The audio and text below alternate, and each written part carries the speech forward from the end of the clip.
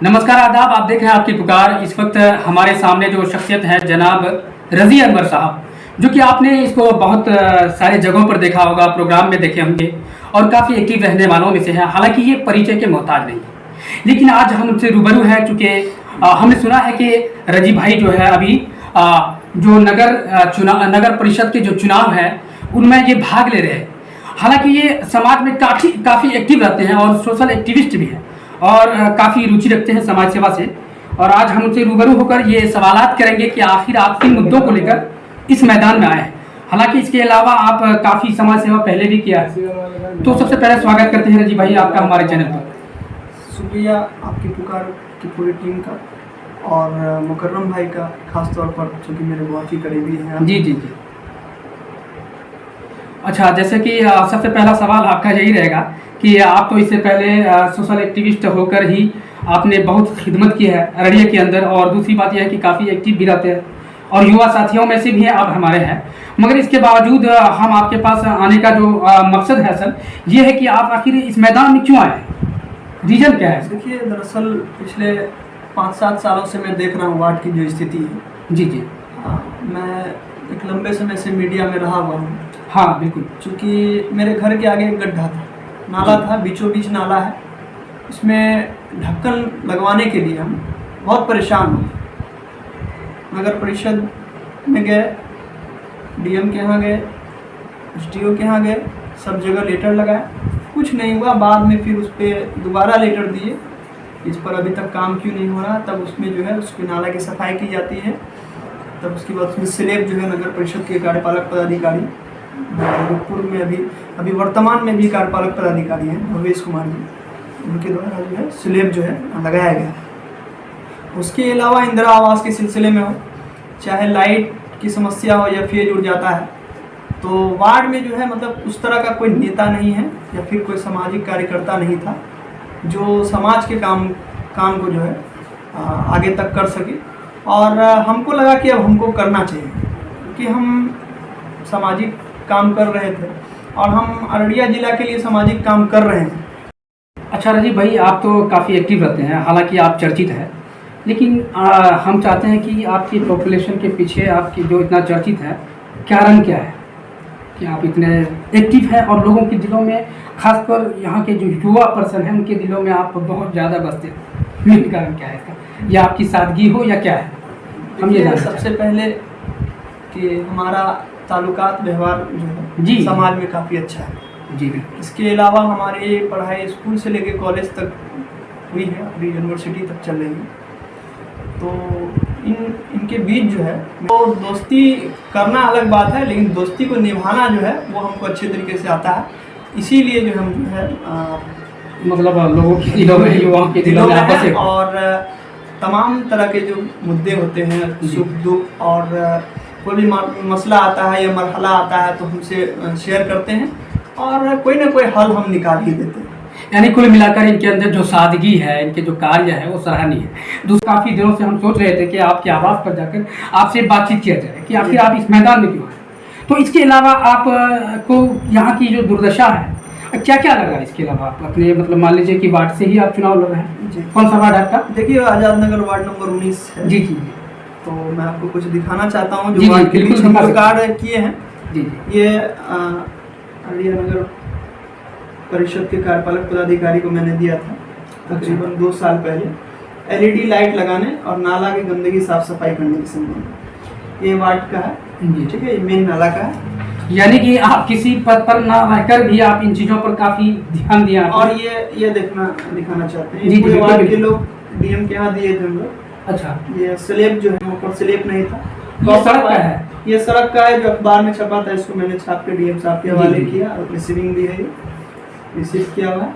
और ये street light लगाने का है, नाला साफ सफाई, हर एक कुछ इसमें मैटर दिया हुआ, साइन हो आपसे लोगों का।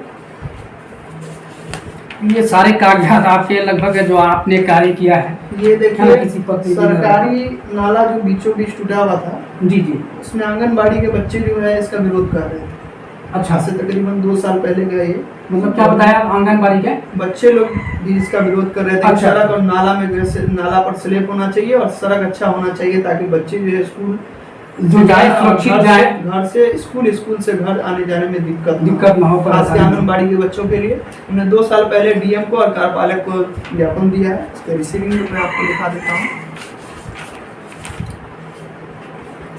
तो ये लगभग रजी भाई का कार्य रहा है कि ये लगभग हर कार्य में बिल्कुल शामिल रहते हैं और खासतौर से अपने वार्ड के प्रति काफी एक्टिव थे जो है और जो अपने कार्य को वो दिखा रहे हैं। ये लोक शिकायत में हमने जो वार्ड की समस्या को उठाया है, ये पूरा ये लोक शिकायत आया है, लोक शिकायत। अब इसके बाद जो है ये भी लोक शिकायत का है, हमारे वार्ड की समस्या है जो बीच में कुछ लोगों ने कुछ नालों को बंद कर दिया था अवैध रूप से, उसका है। अखबार है अररिया जी जी, उनमें आपके द्वार कार्यक्रम हुआ था, जी। जनता के हर सवाल हर समस्या को मतलब पदाधिकारी वहाँ बैठ के सुने। वहाँ हमारे वार्ड के कई जनप्रतिनिधि भी थे, तो हमने इस रोड का मुद्दा को उठाया था काफ़ी अच्छे तरीके से। और यहाँ हिंदुस्तान आपके द्वार के द्वारा रिसीविंग किया हुआ 15/12/2018 का डेट है, आप देख लीजिए। तो बहुत पहले से यहाँ काम कर रहे हैं और ये इंदिरा आवास के सिलसिले में लोक शिकायत का है। ठीक है, बस इतना ही दिखाना चाहते हैं। जी बिल्कुल रजी भाई, आपने जो कार्य किया हमने देखा भी इसको और हम चाहते हैं कि अभी आप जो इस मैदान में बिल्कुल आप खड़े हैं बिल्कुल, तो क्या इस बार आप वाकई में इस मैदान में आप टिके रहेंगे?